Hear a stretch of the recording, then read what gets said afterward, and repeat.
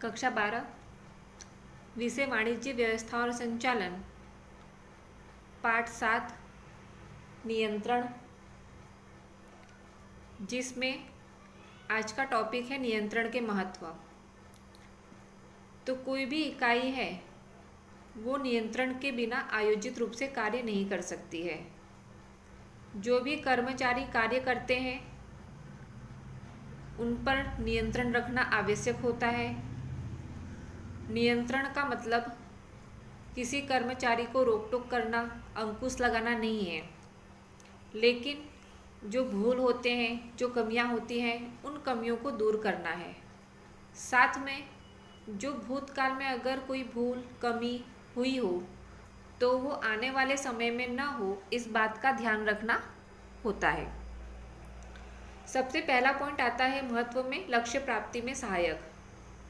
तो नियंत्रण में जो इकाई है उसमें भूल और कमियों को खोज करके सुधारात्मक उपाय किए जाते हैं, जिससे जो भी प्रवृत्तियां हैं, जो भी कार्य हैं, वो योजना के अनुसार होते हैं और जिससे इकाई को लक्ष्य प्राप्ति करने में सरल हो जाता है।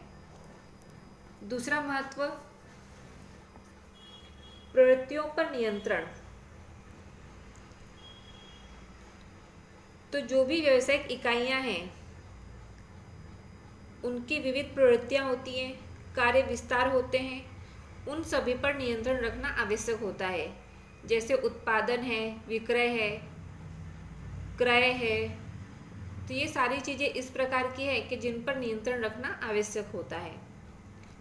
तीसरा पॉइंट है आयोजन प्रभावशाली होता है। नियंत्रण में जो भी योजना के अंतर्गत कार्य करने होते हैं उन कार्यों को कमी बिना का किस प्रकार से पूर्ण किया जाए, इस बात का ध्यान रखा जाता है। तो जिससे जो भी आयोजन किया गया हो वो प्रभावशाली होता है। चौथा पॉइंट है प्रवृत्तियों के मध्य संकलन। व्यावसायिक इकाई की जो विविध प्रवृत्तियां होती हैं उनके बीच में संकलन साधने में नियंत्रण बहुत ही सहायक होता है। नियंत्रण के कारण ही जो इकाई की विविध प्रवृत्तियां होती हैं उनके बीच संकलन स्थापित किया जा सकता है। पांचवा पॉइंट कार्य का मूल्यांकन। इकाई में पूर्व निर्धारित जो मापदंड होते हैं या प्रमाण होते हैं, यानी कि पहले जो निश्चित किए गए मापदंड और प्रमाण होंगे उन्हें वास्तविक परिणाम के साथ मापा जा सकता है, जिससे कार्य का मूल्यांकन किया जा सकता है। विचलनों को दूर करता है। तो नियंत्रण यह सुधार लक्ष्य कार्य है कि जो भी कमी आती है, विचलन आते हैं, उन्हें दूर किया जा सकता है। तो इस प्रकार अगर कार्य में किसी प्रकार की कमी आ रही है, किसी प्रकार की भूल हो रही है तो उसे सुधारा जा सकता है, यानी कि विचलनों को दूर किया जा सकता है। सातवां पॉइंट है अधिकार सौंपने के लिए आवश्यक। अधिकार सौंपने के लिए नियंत्रण आवश्यक होता है। कर्मचारी को कार्य सौंपने के पश्चात उस पर देखरेख करने की आवश्यकता होती है कि उसे जो कार्य सौंपा गया है उसके अनुसार ही कार्य हो रहा है या नहीं, तो उसके लिए नियंत्रण आवश्यक होता है। उसके बाद का पॉइंट आता है भूलों की खोज। नियंत्रण में जो अधीनस्थ हैं, कर्मचारी हैं, उनके द्वारा जो भी कार्य किए जाते हैं उन सभी कार्यों का मूल्यांकन किया जाता है।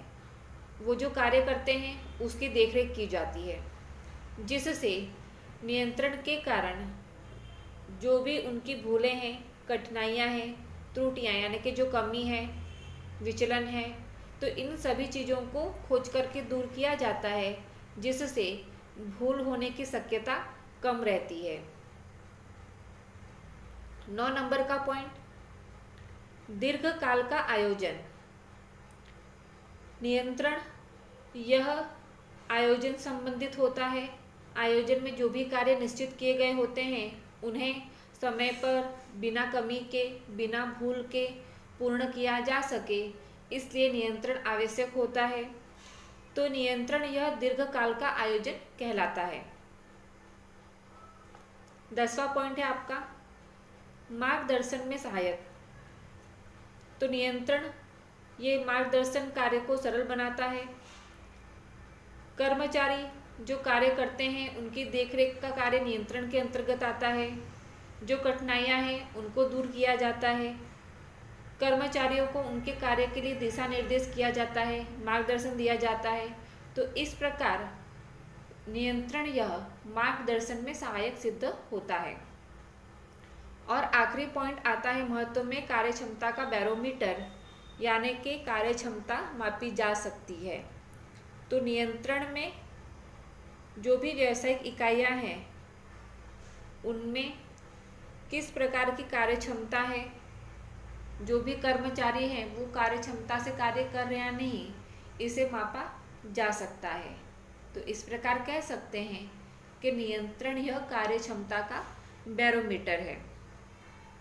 जो भी कार्य निश्चित किया है कर्मचारी उतनी ही कार्यक्षमता से कार्य करते हैं कि नहीं, तो ये संपूर्ण देखरेख करने का कार्य नियंत्रण के अंतर्गत आ जाता है। जिसलिए जो नियंत्रण है वो कार्यक्षमता का बैरोमीटर कहा जाता है। तो ये आपके नियंत्रण के महत्व, उसके 11 पॉइंट यहाँ पे पूरे होते हैं।